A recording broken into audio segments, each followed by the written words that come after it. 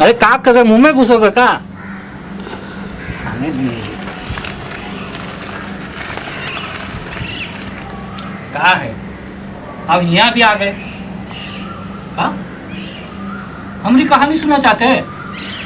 TV पे दिखाइएगा। तनिक ठहरो। हाँ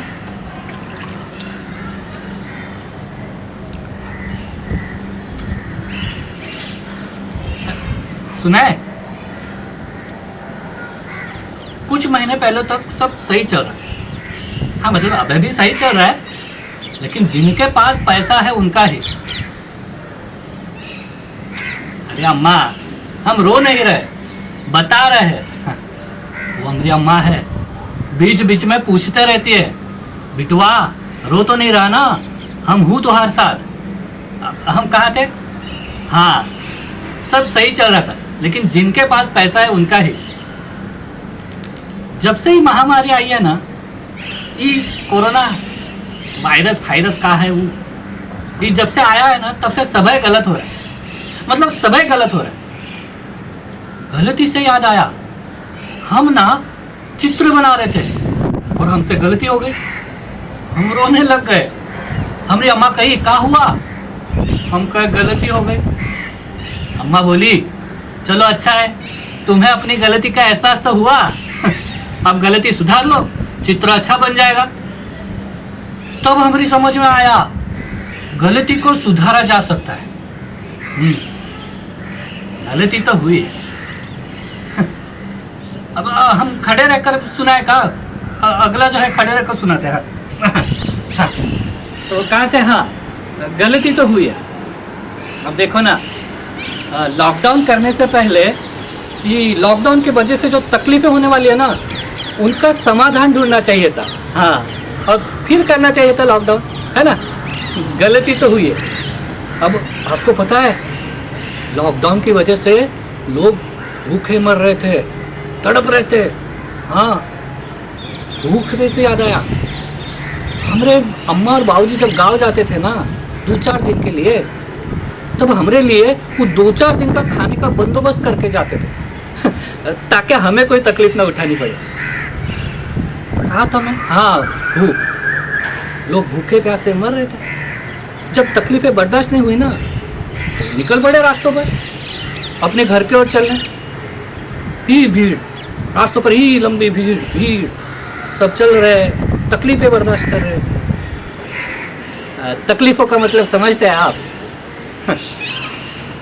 तकलीफ पे से याद आया, हम जब स्कूल में थे ना, 8वीं या 9वीं कक्षा में थे, तब हमारी माँ ने हमें एक सीख दी थी। कहा था बिटुआ, कोनो तकलीफ में हो ना तो उसकी मदद जरूर करना। लो, अम्मा की सीख हम कैसे भूल पाते। वो जो रास्तों पे तकलीफें झेलते हुए चल रहे थे ना सब, हम चले गए उनकी मदद करने। हाँ, अपनी टैक्सी निकाली और जिनको जहां मुमकिन हुआ वहां छोड़ आए।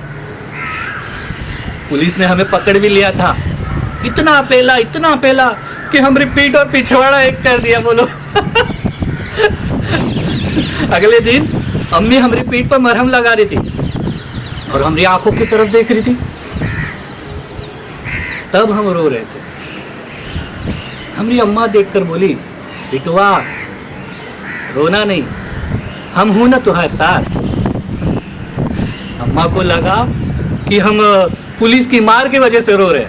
बताओ, दरअसल हम जो रास्तों पे चल रहे थे ना, तकलीफें उठाते, उनकी तकलीफें बर्दाश्त नहीं करते। उन तकलीफों में देखकर हमें रोना आ गया। तकलीफों का मतलब समझते हैं आप? जानते हैं क्या होती है तकलीफ? अरे एक बाप अपनी बिटिया को ऐसे लेके रास्तों से चल रहा था, कड़ी धूप में, तकलीफें उठाते, चल रहे। बीच में बिटिया उठी, बाबू की तरफ देखने लगा। बिटिया ने पूछा, बाबा घर आ गया? वो बाप के पास कोनो जवाब नहीं था। बिटिया के सवाल पर जवाब न होना, वो होती है तकलीफ। फिर हम भीड़ में चलते रहे। एक गर्भवती महिला उस भीड़ में चली जा रही थी। रास्ते पे चलते चलते रास्ते पर ही उसे अपने बच्चे को जन्म देना पड़ा। रास्ते पर बच्चे को जन्म देना वो होती है तकलीफ। 2 दिन, आपको पता है, 2 दिन आधी रात तक चलते चलते चलते जब शरीर थक चुका था ना, तब जहां जगह मिली वहां सो गए। और उस थके हुए शरीर पे से जब ट्रेन चली गई ना, उन थके हुए शरीरों के चीथड़े देखना होती है तकलीफ। वो होती है तकलीफ। ए अम्मा, अब हम रो रहे हैं, तू है ना हमारे साथ। टीवी वाले भाई साहब, उस दिन उस पटरी पर इंसान नहीं मारा था, इंसानियत मरी थी, इंसानियत।